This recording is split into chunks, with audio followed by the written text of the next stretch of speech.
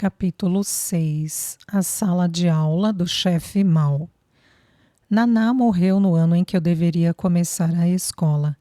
A idade obrigatória era 8 anos, mas como não havia vagas, tive de esperar até o ano seguinte. Era fevereiro de 1970. Eu tinha acabado de completar 9 anos. Para o primeiro dia na escola, a Nian me vestiu com as melhores roupas. Um novo casaco acolchoado de algodão preto, uma calça usada também de algodão, com remendos nos joelhos e no traseiro e um chapéu de algodão com pele sintética. Ela fez ainda uma sacola simples de tecido azul escuro para guardar o material escolar. O dia me comprou 2 cadernos, um quadriculado para a prática de caracteres chineses e outro para matemática. Além disso, fez um estojo de madeira, onde colocou um lápis, uma faquinha e uma borracha redonda. O material mais importante, é claro, era o livro vermelho de Mao. Hoje é um dia especial para a família Li. A Nian disse alegremente à mesa do de jejum. Por quê? Perguntou o dia. A partir de hoje a família Li tem mais um estudante. Ela se inclinou para mim. Espero que estude muito. Não estamos mandando você à escola para brincar. Quero que aprenda mais que o dia e os seus irmãos. O dia resmungou. Não é muito difícil saber mais que eu. Ouça os professores, obedeça às ordens deles, seja um bom aluno. Não envergonhe a família Li. Seja um motivo de orgulho para nós, completou a Nian. Passei, apreensivo, todo o de jejum. A escola significava o fim dos meus dias de despreocupação. Significava que teria que usar roupas e sapatos e seguir regras. A escola me ensinaria a ler e a escrever, mas lá no fundo, como o dia e meus irmãos, eu pensava na utilidade que isso teria para um camponês, cuja sina era trabalhar a terra. Em que ajudaria quando nos faltasse comida? Para ser um bom lavrador, eu não precisava ir à escola. A escola ficava a mais ou menos 1,5 km da nossa casa, mas como não havia uma sala para acomodar os novos alunos, a vila ofereceu uma casa velha e abandonada provisória. Eu conhecia a casa e estava sempre vazia. Disseram-me que um casal sem filhos vivera ali, mas havia desaparecido misteriosamente quando de uma visita a parentes em outra província. Os oficiais da comuna fizeram queixa à polícia, mas as investigações nada revelaram. Havia rumores de que se tratava de um casal de espiões que tinha conseguido escapar para Taiwan.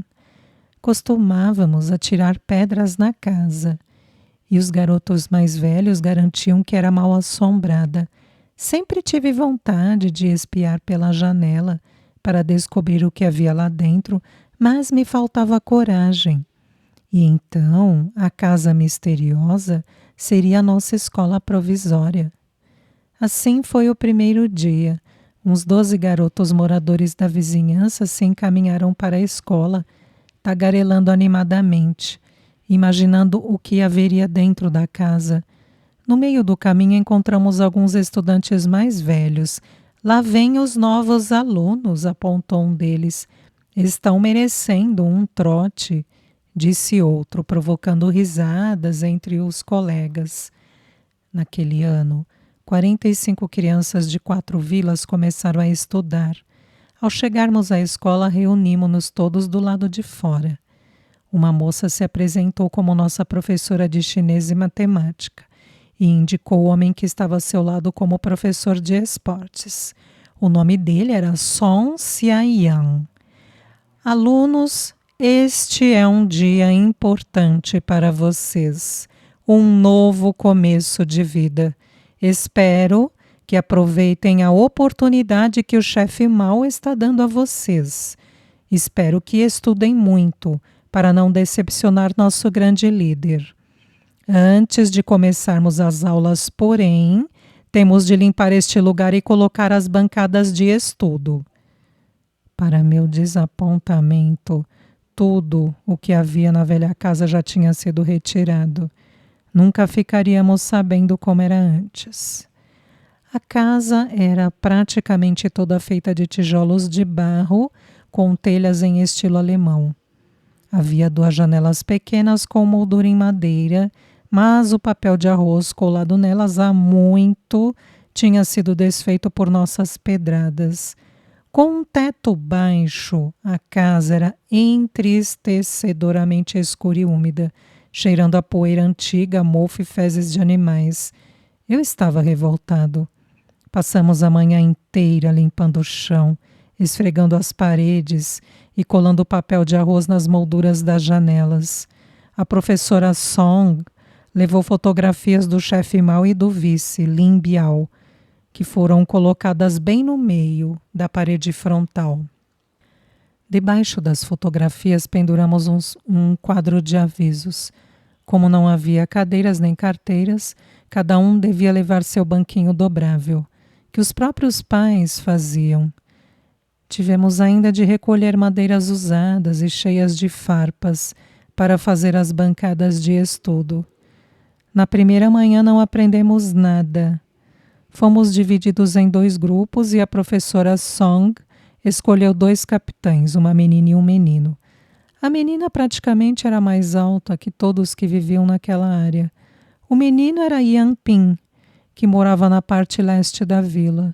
Consideravam-no um privilegiado, porque seu avô participara do Exército Vermelho de Mao e tinha morrido na Guerra Civil.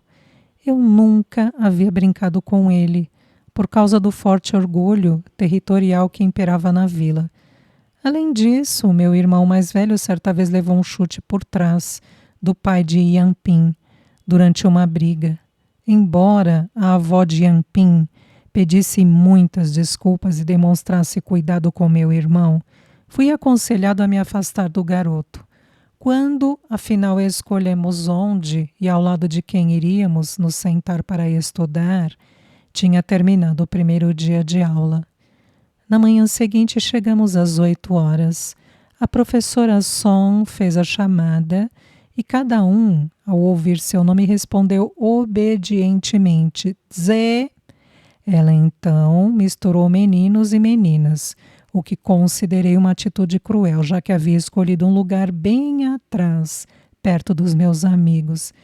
E fui obrigado a me sentar entre 2 meninas que nem ao menos conhecia. A professora Song distribuiu os livros. Alunos, esta é a sua primeira aula oficial. Sabem quem é este? Perguntou apontando para o retrato de Mao colocado na parede. O chefe Mao, o chefe Mao, gritamos cheios de entusiasmo. Sim, é o nosso amado chefe Mao. Todos os dias, antes de começarmos a aula, vamos reverenciá-lo sinceramente. Devemos desejar-lhe vida longa, porque se não fosse por ele, não estaríamos aqui.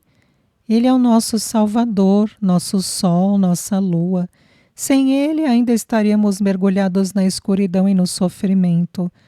Vamos desejar também a seu sucessor, o segundo líder em importância, o vice Lin Biao, boa saúde para sempre. Agora vamos todos nos levantar e fazer uma reverência ao chefe Mao, com o coração cheio de amor e admiração. Nós todos nos levantamos, tiramos os chapéus e nos inclinamos na direção do retrato de Mao. Longa, longa vida ao chefe Mao. Saúde, boa saúde para sempre ao vice Lin. Antes de se sentarem, a professora continuou. Precisamos combinar outra regra.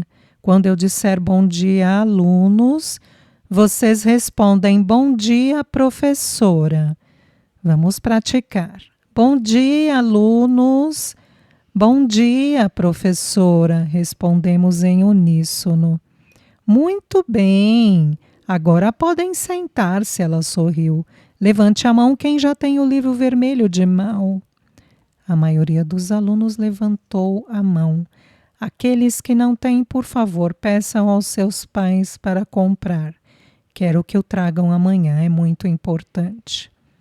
Devemos seguir o exemplo do vice-lin e nunca ir a lugar algum sem o livro vermelho do chefe mau. O livro vermelho orienta nossas vidas. Sem ele, somos almas sem destino. Seguindo as instruções, deixamos o livro vermelho do lado esquerdo da bancada de estudos. Vou ser a professora de chinês e de matemática. A professora Song continuou.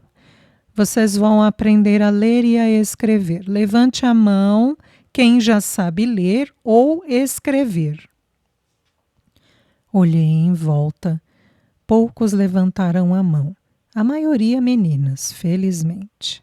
Eu mesmo não sabia reconhecer uma única palavra do livro. Muito bem, temos algumas crianças sabidas aqui, a professora disse. Agora vamos abrir o livro na primeira página. Ocupando metade da página uma fotografia colorida do chefe mau, me olhava fixamente.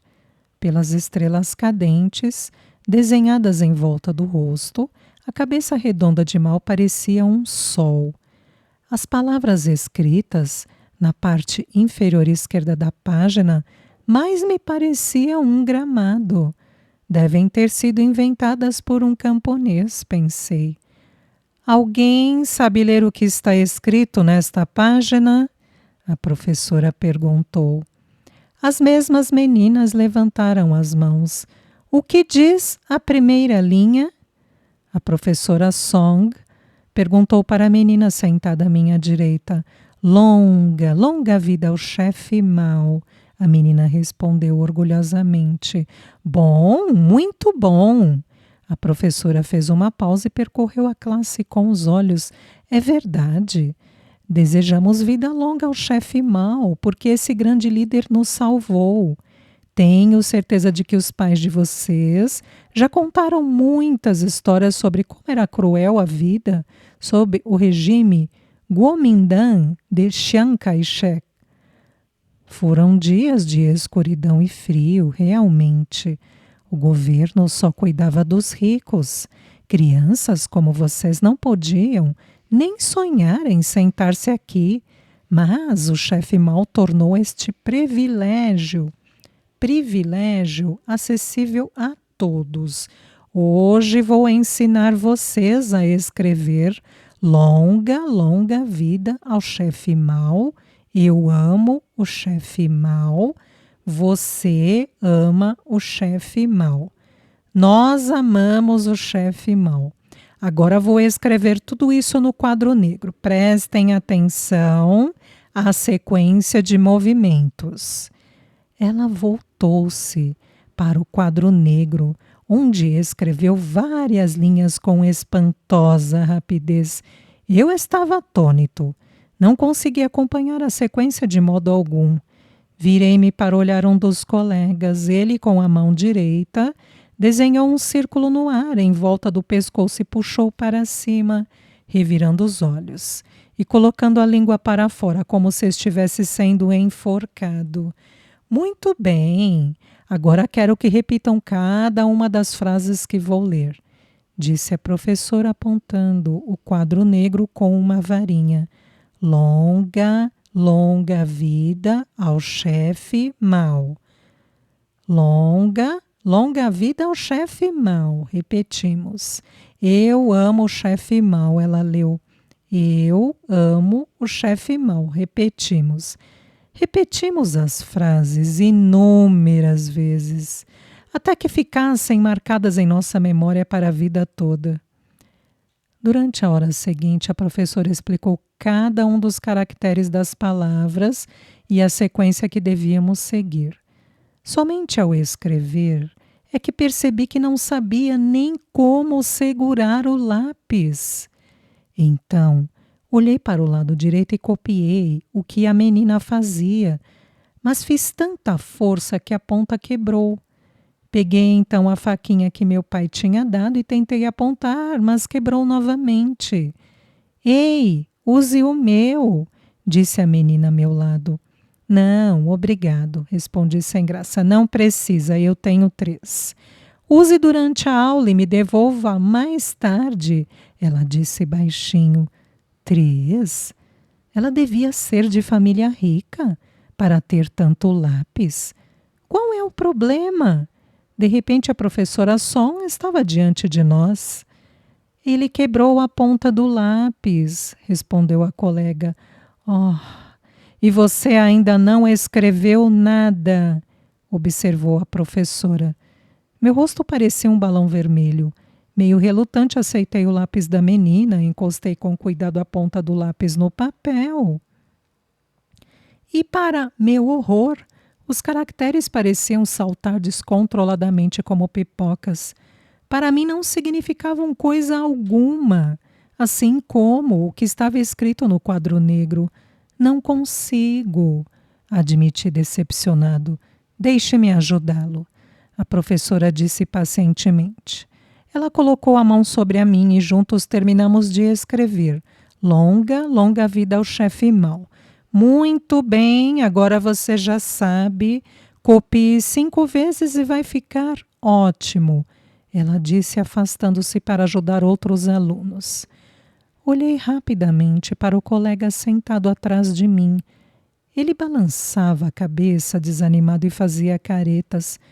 Outro sentado à minha frente resmungava e dava chutes na bancada de estudo, parecia um tigre enjaulado. Alguns alunos olhavam para ele com ar de desaprovação, mas aquelas reações me consolaram, afinal eu não era o único. Devia fazer frio lá fora, mas nem reparei, de tão agitado que me sentia pela frustração. Parecia que eu estava sentado sobre milhares de agulhas, o corpo todo coçava. Eu já não sabia se era paranoia ou piolho. Todos os alunos se coçavam. Até a professora se coçava de vez em quando. Nos primeiros anos da minha vida escolar, a coceira foi um traço permanente. Naquele dia cocei-me tanto que não conseguia ficar sentado quieto e acabei espetando uma grande lasca de madeira da bancada sob a unha do polegar.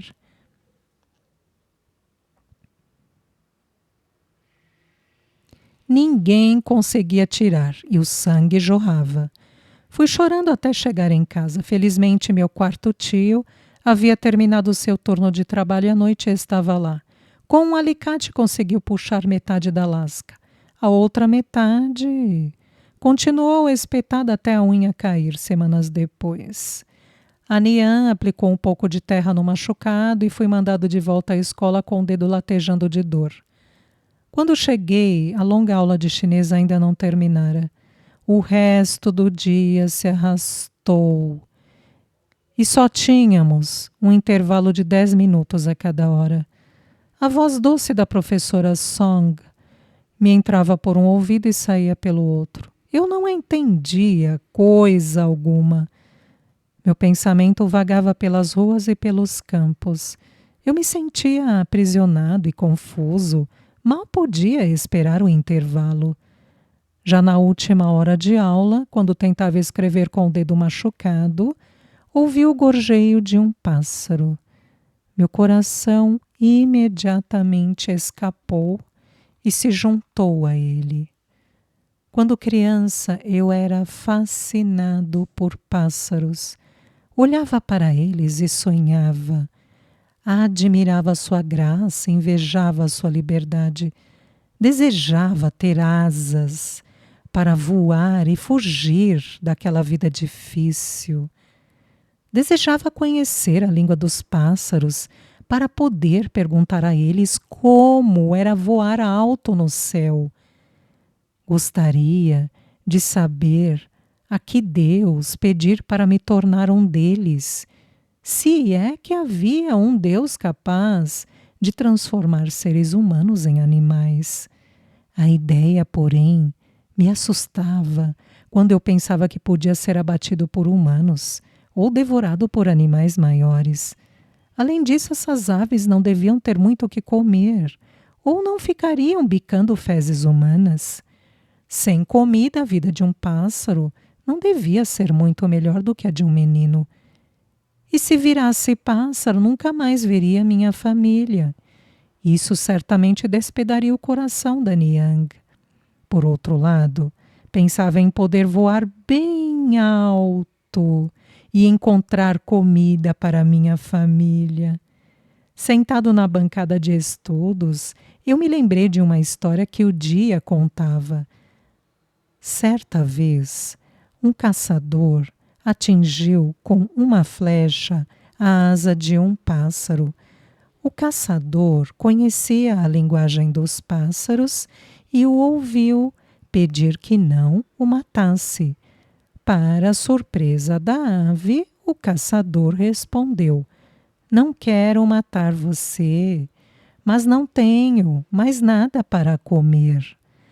O pássaro, então, prometeu ao caçador que, se não fosse morto, retribuiria sua generosidade, encontrando comida para ele. Só impôs uma condição: o caçador teria de dividir com ele tudo o que conseguisse localizar. O caçador concordou. Fiel à palavra dada, o pássaro transmitiu uma informação ao caçador. Há um esquilo morto no alto da montanha, perto de uma pedra grande. Ele seguiu a indicação e encontrou o esquilo. Surpreso, repartiu alegremente o achado com o pássaro.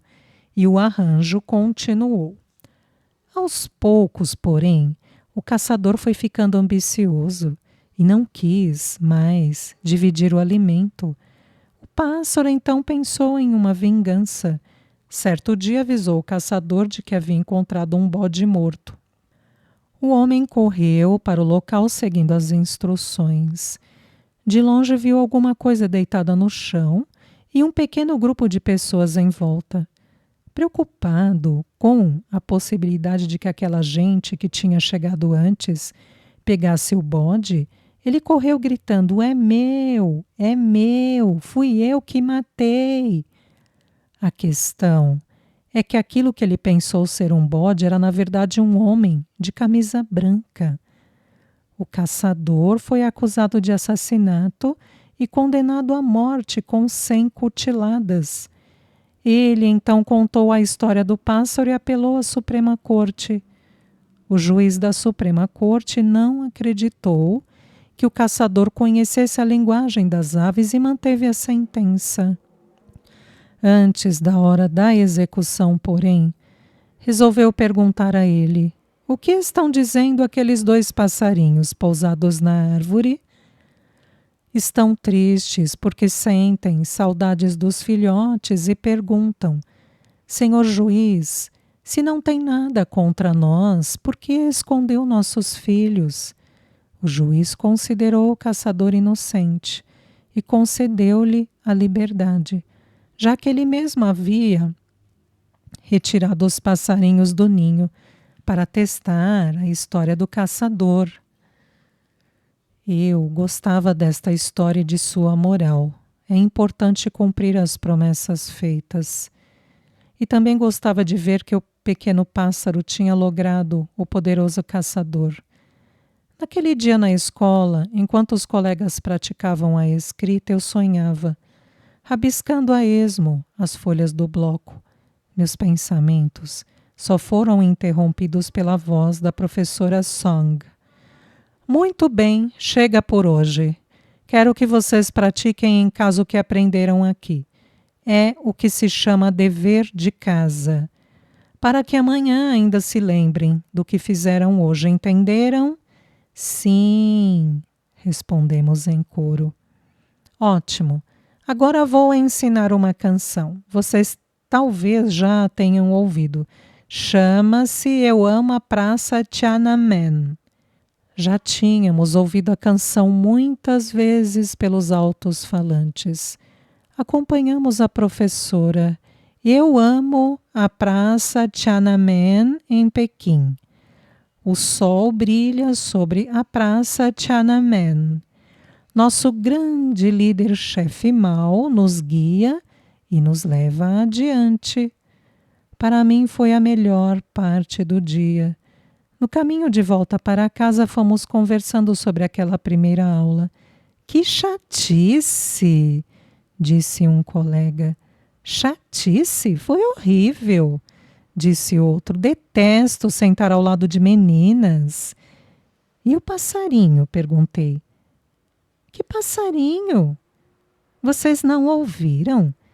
No peitoril da janela, quase no fim da aula. Eu respondi. Eu estava atrapalhado tentando escrever longa, longa vida ao chefe Mao, falou outro colega. Como ia escutar um passarinho? Paramos em um banco de areia junto do riacho, que corre ao sul da nossa vila. E, para nossa surpresa, o grupo de Yan Ping já estava lá brincando de luta de cavalos. Aquela era uma de nossas brincadeiras favoritas e eu logo me reuni a eles. Cada garoto subia nas costas de um colega e as duplas se enfrentavam para ver qual era a última a conseguir manter-se de pé. Yampin e eu tínhamos mais ou menos o mesmo tipo físico e ambos fazíamos a parte de baixo do cavalo. A luta final foi entre nossas duplas. Depois de lutar com unhas e dentes, acabamos empatados, completamente exaustos, com as roupas imundas e rasgadas. A partir de então, Yampin e eu nos tornamos amigos e nos encontramos frequentemente na saída da escola. A Nian sempre reclamava da minha irresponsabilidade, já que eu costumava voltar da escola com as roupas sujas, ou rasgadas, ou sujas e rasgadas. Uma tarde, depois da nossa costumeira luta de cavalos, Yampin e eu continuamos a nos enfrentar, e tropeçando acabamos indo os dois ao chão. Ele caiu de mau jeito e quebrou o braço. Eu me senti muito mal, além do medo de que a família dele exigisse que a minha custeasse o tratamento. Então, decidi guardar segredo sobre o acidente. Quando um colega contou o fato aos meus pais, eles ficaram aborrecidos. Por que não nos contou? Perguntou a Niang. Fiquei com medo de que os pais dele nos fizessem pagar a conta do médico. Que tolo você é. Somos pobres, é verdade, mas não podemos perder a dignidade. Ainda que isso nos obrigue a pedir dinheiro emprestado aos parentes. Ela suspirou. No entanto, quando meus pais ofereceram ajuda, a família de Yampin recusou delicadamente. O único animal de estimação que tive foi um passarinho que eu mesmo capturei, naquela primeira semana de aula. Na primavera, belos pássaros em bandos aproximavam-se do riacho que corria ao sul da nossa casa. Às vezes, a Nian ia até lá para lavar roupa e eu e meus colegas íamos juntos atirar pedras e ver a água espirrar. Naquele dia, levei comigo um velho pote com furos no fundo e um pedaço de linha de pipa. Amarrei a linha em um pedaço de pau e com ele calcei o pote fazendo com que ficasse com uma inclinação de 45 graus. Deixei algumas minhocas mortas sob o pote e fui me esconder em uma vala, a uns 2 metros de distância, segurando a outra ponta da linha. Poucos minutos depois, alguns pássaros se aproximaram. Um deles foi para baixo do pote e começou a comer as minhocas. Nervoso, puxei a linha, fazendo o pote cair e prender o pássaro dentro dele. Eu mal podia acreditar em sua beleza. Tive certeza de que era uma fêmea, porque as penas eram coloridas demais para um macho. Dei a ela o nome de Tesouro do Rio Bonito. Meu segundo irmão, Sun Yuan, fez uma gaiola simples, de arame. Eu não queria me afastar de Tesouro do Rio Bonito. Só pensava nela. Vinha da escola catando minhocas pelo caminho para alimentá-la. Eu a mostrava aos colegas. Cheguei até a prometer um filhote para cada um deles, caso conseguisse um macho para ela. Para mim, aquele era o pássaro mais lindo do mundo. Talvez um dia ela me ensinasse sua linguagem ou aprendesse a minha. Eu a imaginava voando sobre minha cabeça e pousando em meu ombro e encontrando comida, como fez a ave da história contada pelo dia. Eu dizia a todos que aquele era um pássaro feliz, porque piava e cantava dia e noite. Isso deixava a família enlouquecida. Ela não está cantando, está chorando. Quero sair, disse Sunfar, imitando um pássaro. Deixe de ser bobo, ela me ama. Sou seu salvador. Olhe quanta comida eu trago para ela. Na verdade, ela comia muito pouco. Ainda naquela semana cheguei da escola, trazendo algumas minhocas e encontrei a bela Tesouro do Rio Bonito morta na gaiola. Chorei desconsoladamente. Acusei todos os membros da família pela morte. Pensei que podiam tê-la matado porque não suportavam seu canto. Tinha perdido o meu primeiro e único animal de estimação. Meu coração se partiu. No fundo, porém, eu sabia que era o responsável por aquela morte. Em vez de ajudá-la, eu roubara sua liberdade e me odiava por isso.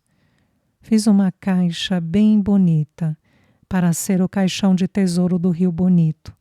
Levei-a de volta ao banco de areia, onde a tinha apanhado, e escolhi uma árvore grande, com um bom feng shui para enterrá-la. De joelhos diante da pequena sepultura, pedi desculpas por minha estupidez e prometi que ela seria a única.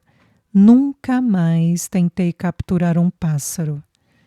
Passamos as 2 primeiras semanas de aula naquela horrível escola provisória, até que vagasse uma sala adequada. As escolas eram em prédios baixos, feitos de tijolo e pedra, com as salas de aula dispostas lado a lado, exatamente como as casas da comuna.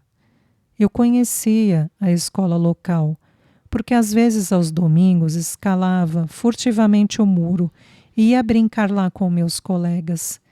Aquele dia, porém, foi diferente. Às 8 horas, o diretor da escola nos recebeu e a professora Song nos conduziu à nossa sala de aula oficial. Era uma sala quadrada com 2 janelas, forradas com papel de arroz na parede externa, além de porta e janela na parede inteira. Havia um pouco mais de luz natural do que na escola provisória. O teto era mais alto e o ar era mais fresco. Coladas na parede de trás, havia fotografias de Marx, Engels, Lenin e Stalin. Da parede da frente, acima do quadro negro, grandes fotografias do chefe Mao e do vice Lin Biao nos sorriam calorosamente. No quadro já estavam as palavras que iríamos aprender naquele dia. Abaixo do quadro negro havia uma plataforma de concreto de uns 30 centímetros, na qual colocávamos carteiras e pequenas bancadas. Comparado à classe provisória, aquilo era um luxo. O 4º e o 5º irmãos estudavam na mesma escola, o que me dava um certo conforto, Para o quarto irmão, era o último ano antes de passar para o ensino médio. O quinto irmão cursava o terceiro ano. Depois de 2 semanas de aula, eu ainda não tinha ideia do que havia aprendido nem de que me serviria o estudo. O blá blá blá da professora Song só me fazia sentir sono, em especial nas aulas da tarde que iam até às 18 horas. O que me mantinha acordada era a expectativa de aproveitar os 10 minutos de intervalo para brincar com os colegas. Certo dia, depois da segunda aula, mandaram-nos para o pátio. Todos os 250 alunos teriam seus primeiros 15 minutos de educação física. O professor ficou à frente do grupo e, pelo megafone, comandou 8 rotinas de exercícios, ao som de música gravada. Eram simples flexões de braços e pernas, que não levaram mais de 5 minutos. Os alunos novos ficaram na última fila e simplesmente seguiram os movimentos dos mais antigos à sua frente. Assim que a aula terminou, encontrei meu quarto irmão, Sun-san. O que achou? Ele perguntou. Chato? Detestei. Respondi. Bem-vindo ao clube. Por que você acha que eu quis que você fizesse bagunça quando a professora foi à nossa casa? Ela estava me lembrando de quando o dia nos bateu com um cabo de vassoura. Como você consegue entender o que está escrito? Para mim tudo parece grama, eu disse. Ele explodiu em uma gargalhada. Nas primeiras semanas também pensei assim, depois melhora, garanto. Eu não acreditava nele. De que serve aprender aquelas palavras? Perguntei. Não sei. Ele respondeu honestamente. Fomos até a sala do quinto irmão, do outro lado do pátio, onde o encontramos rolando pelo chão em luta com os colegas. Como foi a primeira aula, estudante? Provocou Sunfar enquanto sacudia a poeira das roupas. Muito sofrimento, nenhuma diversão, respondi. A aula de matemática é ainda mais divertida, disse Sunfar com um sorriso maroto. Não pode ser pior do que a aula de chinês. Espere para ver. A campainha tocou, chamando para a aula seguinte. Eu estava preparado para o pior, mas, para minha surpresa, achei os números mais fáceis de suportar que os caracteres chineses parecidos com grama. Ainda assim, os números nada representavam para mim, e eu preferia sonhar acordado pensando nas brincadeiras com os colegas. A ida para a escola e a volta eram muito mais interessantes que as aulas. Além de fazer uma parada no banco de areia para brincar de luta, às vezes tomávamos o caminho do abatedouro local, onde só se matavam porcos. Os gritos dos animais eram de cortar o coração. Eu vi os nossos porcos serem levados com as pernas amarradas em direção à morte. Eles pareciam saber o que estava para acontecer. Recusavam comida, ainda que fosse a melhor. Quando ouvia seus gritos desesperados, eu tapava os ouvidos com as mãos e corria para me esconder. Não queria assistir àquela cena insuportável. A ideia de que nossos porcos tão felizes seriam cortados em pedaços sempre me revirou o estômago. Naquele primeiro ano não fui o melhor aluno da classe, mas ainda assim consegui dos colegas votos suficientes para ser um dos primeiros pequenos guardas de lenço vermelho. Usávamos um lenço vermelho triangular em volta do pescoço. E para merecer a honraria, tínhamos de atender a 3 requisitos: bom estudo, bom trabalho e boa saúde.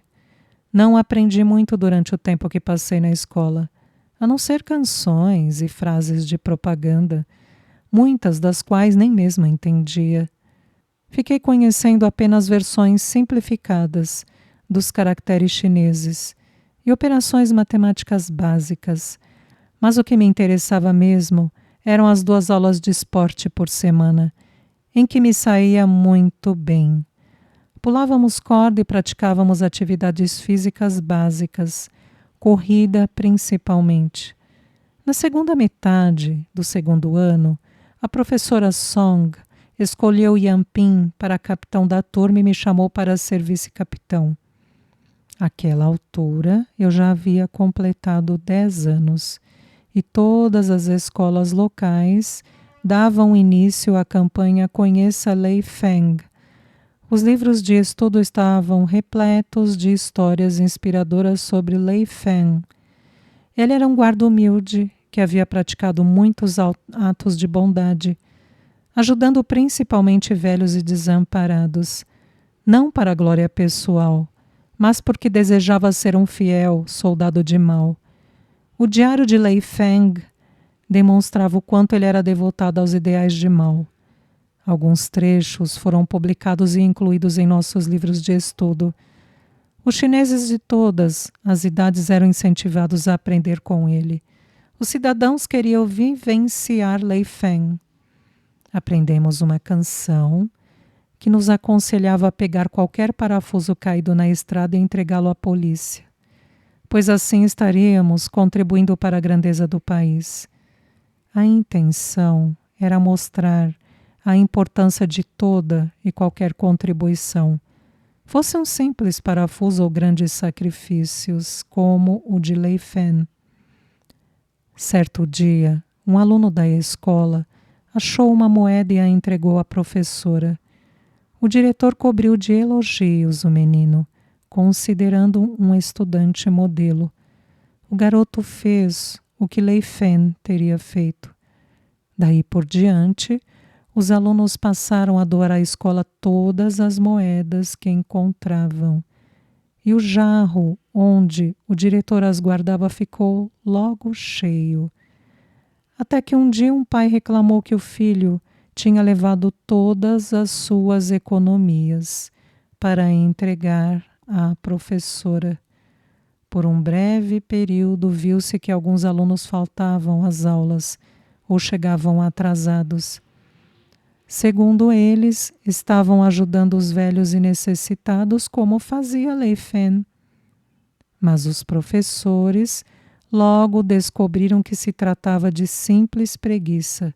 Então, foi contada em todas as classes uma história de fundo moral. Certo dia, Lei Feng se atrasou para as atividades militares porque estava ajudando uma senhora com os pés feridos a chegar em casa. Sem saber o motivo do atraso, o chefe de sua unidade o criticou.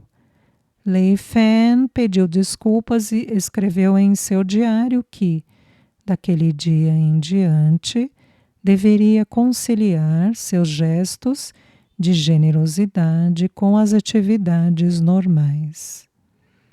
Depois do acontecido, a escola determinou que todos os atos de generosidade deveriam ser praticados antes ou depois do horário das aulas.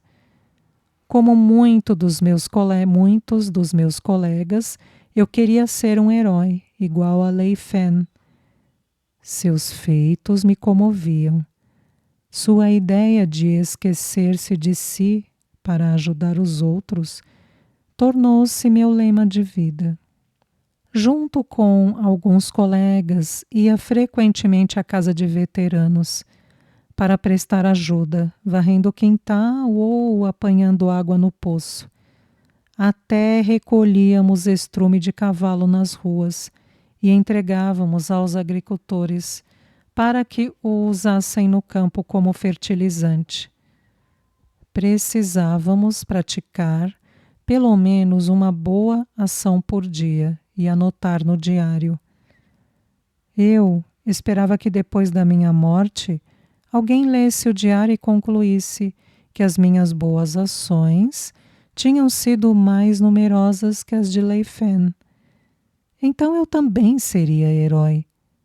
Mas só tinha 10 anos. Não percebia que aquela era mais uma campanha de propaganda para conquistar nossa lealdade a Mao e ao Estado comunista. Na época em que estive na escola, o governo central liberou campanhas de propaganda uma atrás da outra. As aulas eram constantemente interrompidas para que decorássemos as mais recentes palavras mágicas de Mao. Às vezes, a escola organizava desfiles em que marchávamos pelas vilas tocando tambores, tímpanos e outros instrumentos, carregando gigantescos retratos de Mao e agitando bandeiras vermelhas, tendo nas mãos nossos livros vermelhos. Desfilávamos cheios de orgulho e respeito. O fato de fazer parte dos pequenos guardas de lenço vermelho me deixava muito satisfeito.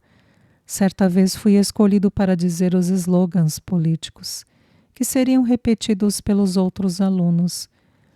Quando passamos pela nossa vila, consegui avistar a Nian e minha quarta tia no meio da multidão. Então, gritei a plenos pulmões: longa, longa vida ao chefe Mao. Outros líderes, também querendo impressionar, gritaram ao mesmo tempo. Os alunos não sabiam a quem seguir. E fez-se o caos. Tudo porque queríamos ser vistos e ouvidos por nossas mães. Nian, a senhora me ouviu? Perguntei ao chegar em casa. Como poderia ouvir?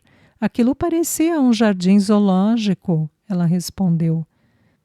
Certo dia, durante um intervalo para o almoço, os alto-falantes da vila despejaram uma notícia chocante. O avião em que viajava o vice Lin Biao fora abatido no território da Mongólia.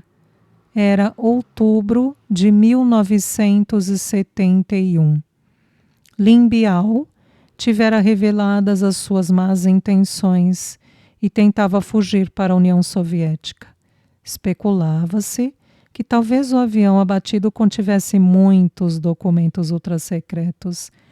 A hipótese mais preocupante, porém, era de que houvesse entre os militares facções leais a Lin Biao, que estariam articulando um golpe para derrubar o governo de Mao.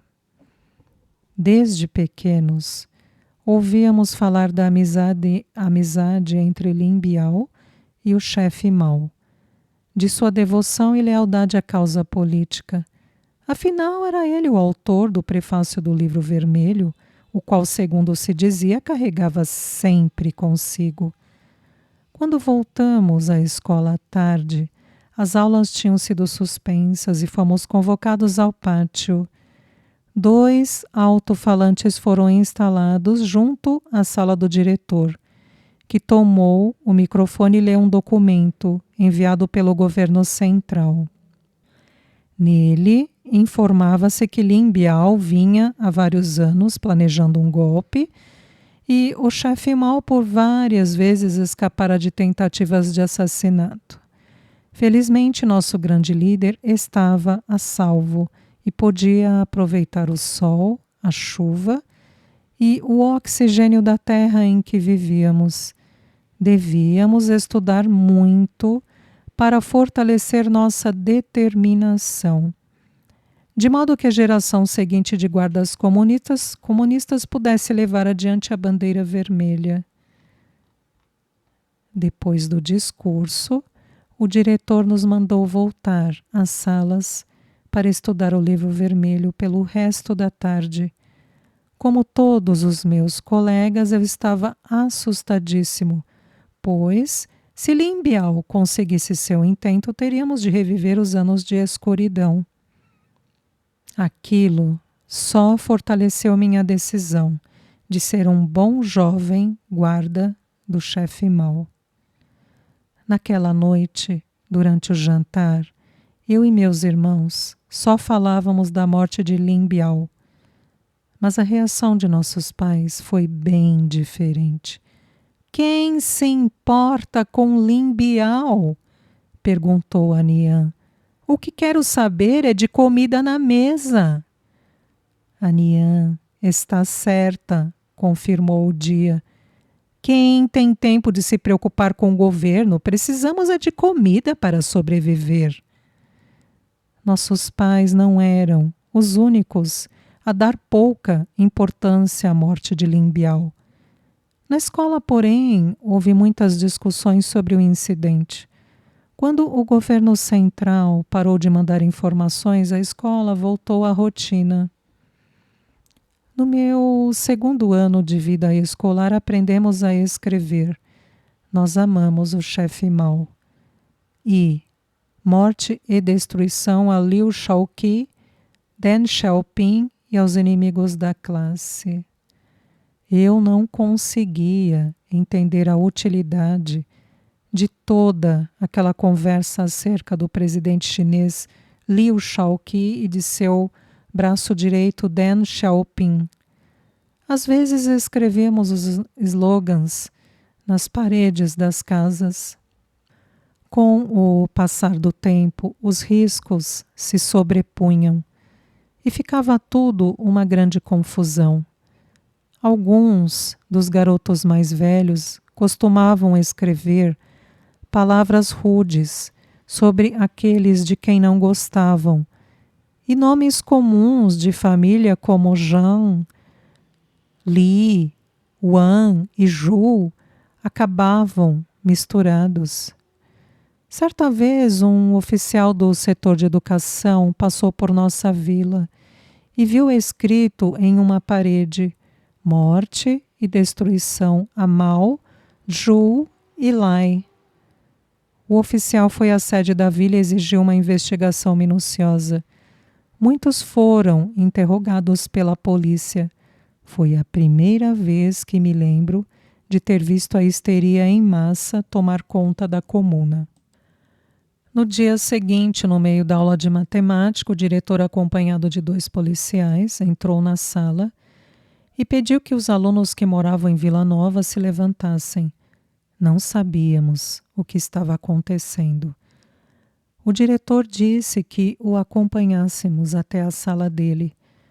Assim que entramos, a porta se fechou e fomos divididos em 2 grupos. Durante o restante da manhã, o policial interrogou a todos, um por um. Para minha surpresa, a movimentação girava em torno das palavras escritas nas paredes. Pensei que fosse algo muito mais importante. Você escreveu na parede? O que escreveu? Viu alguém mais escrevendo? Viu algum estranho na vila ultimamente? Conhece alguém que não goste do chefe Mao ou do primeiro-ministro Zhu? Eu estava confuso. Não conseguia imaginar como alguém poderia deixar de gostar de nosso grande líder. Além disso, os contra-revolucionários não tinham sido todos mortos? Sem conseguir descobrir coisa alguma, os policiais acabaram deixando o assunto de lado. Depois disso, porém, a polícia volta e meia aparecia na vila. E nenhum dos garotos jamais ousou escrever novamente nas paredes o que quer que fosse. Pouco tempo depois eu ia um dia da escola para casa, quando encontrei algo que seria meu tesouro secreto, um livro. Com cerca de 40 páginas. Lá estava ele, caído no chão, perto do lixo. Minha intenção, quando o peguei, era levá-lo para casa de modo que a família o usasse como papel higiênico. No entanto, ao ler a primeira página, não consegui mais parar. Era uma história passada em outro país, traduzida para o chinês. Não consegui entender todas as palavras, mas percebi que a história se passava em um lugar chamado Chicago e tratava de um rico barão do aço, apaixonado por uma jovem. Exatamente no trecho em que ele construía um teatro com o próprio dinheiro, as páginas acabaram. Como eu gostaria de ter o resto do livro! Era uma leitura tão agradável. É difícil encontrar histórias de amor. Daria qualquer coisa para ler o final. Mas os guardas vermelhos tinham destruído tudo que contivesse qualquer traço de romance ou um toque ocidental. Quem possuísse um livro assim seria preso. Por muito tempo guardei aquelas 40 páginas escondidas, como um tesouro em minha gaveta, sem imaginar o perigo a que expunha a família. Tornei a ler muitas vezes, estudando as palavras, imaginando como aquelas pessoas podiam ter tanta liberdade. Parecia bom demais para ser verdade. E apesar de tantos anos de propaganda assustadora sobre a América e o Ocidente, o livro conseguiu plantar em meu coração a semente da curiosidade. Na esperança de que me contassem o final da história, perguntei aos meus irmãos se haviam lido aquele livro. Nenhum. O quinto irmão chegou a me acusar de estar inventando, mas por nada neste mundo eu revelaria minha descoberta sagrada. Para satisfazer nossa fome de histórias, encenávamos um enredo de óperas e espetáculos de balé que apareciam nos livros dos irmãos mais velhos. Fazíamos diferentes papéis e gostávamos, em especial, das cenas com revólveres, espadas ou lutas. A cena da morte era ótima. Todos queriam o papel do herói, mas era preciso alternar. Às vezes, encenávamos uma história no curto período da manhã, antes da entrada da escola. Como não conseguíamos ler todo o enredo, combinávamos com histórias conhecidas e improvisávamos os diálogos. Outro bom estímulo para nossa imaginação fértil era o cinema itinerante. Uma vez ao ano, ou se tivéssemos sorte duas, um pequeno grupo do escritório de propaganda de Qingdao ia à nossa cidade projetar filmes, cujos temas variavam entre a vitória do Exército Vermelho de Mao sobre o exército japonês, o regime Kuomintang de Chiang Kai-shek, a luta contra os inimigos da classe ou tocantes histórias de heróis revolucionários. Havia também óperas populares e espetáculos de balé filmados, como a Lanterna Vermelha e o Destacamento Vermelho de Mulheres. A primeira meia hora, porém, era sempre reservada a documentários sobre os fiéis seguidores de Mao. Histórias inacreditáveis, mas inspiradoras para jovens como nós. Na véspera da projeção do filme, o pessoal da vila tinha de erguer uma estrutura de madeira na qual seria colocada a tela. Assim que a estrutura ficava pronta, ajeitávamos nossos banquinhos ou tapetes de bambu diante dela, para garantir um bom lugar, e alguém ficava tomando conta.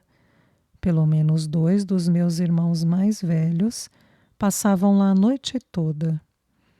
Às vezes surgiam discussões por causa de lugar, mas assim que ficávamos sabendo o horário e os nomes dos filmes, era só disso que se falava. Eu mal podia esperar. Os filmes me deixavam emocionado, tudo me fazia chorar. A emoção se prolongava por muitos dias, já que eu relembrava incansavelmente cada detalhe da história. Minha devoção a Mao e a sua ideologia só aumentava. Eu queria ser um herói revolucionário, uma criança de Mao. Eu também ficava profundamente tocado pelos cantores da Ópera de Pequim, pelo canto, pela dança, pela luta, pelas habilidades acrobáticas. Eles eram o que mais se aproximava de um filme de Kung Fu. Os mestres do Kung Fu eram os heróis da minha imaginação, mas proibiam-se livros e filmes sobre o tema. Para manter viva a paixão, tínhamos apenas as histórias contadas pelos mais velhos. Eu gostava das histórias e das lutas dos filmes de espetáculos de balé chineses. Embora achasse engraçado os artistas andando na ponta dos pés. Como os espetáculos de balé não tinham palavras, sempre preferíamos as óperas em nossas encenações de brincadeira. Eu guardava um sonho secreto. Um dia seria capaz de cantar e fazer os movimentos de Kung Fu, assim como os cantores da ópera. No fundo do coração, porém, trazia a certeza de ser aquele um sonho impossível. Para mim, só restavam os campos da comuna.